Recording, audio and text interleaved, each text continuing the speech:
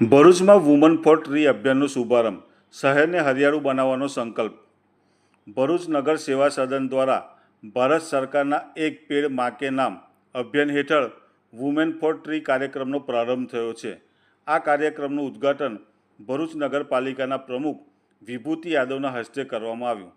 અમૃત mission અને national urban livelihood મિશનના સહયોગથી શરૂ થયેલા અભિયાનનો મુખ્ય ઉદ્દેશ શહેરમાં વૃક્ષારોપણને પ્રોત્સાહન આપવું અને મહિલાઓને સક્રિય ભાગીદારી દ્વારા ભરૂચને હરિયાળું અને પર્યાવરણને અનુકૂળ બનાવવાનું છે. આ કાર્યક્રમ અંતર્ગત મહિલા મંડળોને એકત્રિત કરી શહેરના વિવિધ વિસ્તારોમાં વૃક્ષોનું રોપાણ અને તેનું જતન કરવાની જવાબદારી સોંપવામાં આવી છે.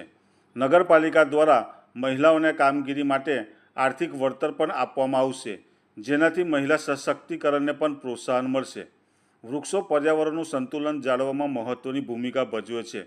તેઓ હવાને શુદ્ધ કરે છે, ઓક્સિજન પૂરો પાડે છે અને કાર્બન ડાયોક્સાઇડ શોષીને ગ્લોબલ વોર્મિંગ ઘટાડે છે. વૃક્ષો જમીનનું ધોવાણ અટકાવે છે, પાણીનું સ્તર જાળવે છે અને જૈવિક વિવિધતાને પ્રોત્સાહન આપે છે. આ અભિયાન દ્વારા ભરૂચનું પર્યાવરણ વધુ સ્વચ્છ અને ટકાઉ બનશે.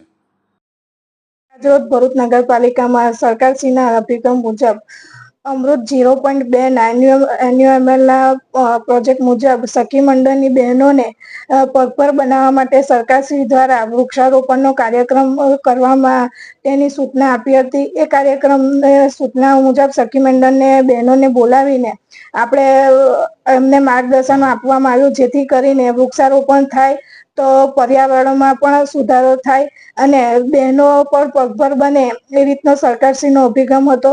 અને બહેનોને માર્ગદર્શન આપી અને એમને કીટ વિતરણ પણ કરવામાં આવ્યું છે, જેથી કરીને બહેનો વૃક્ષોને રોપી અને એમનું જતન કરશે અને સરકારશ્રી દ્વારા એમને ભથ્થું પણ ચૂકવવામાં આવશે.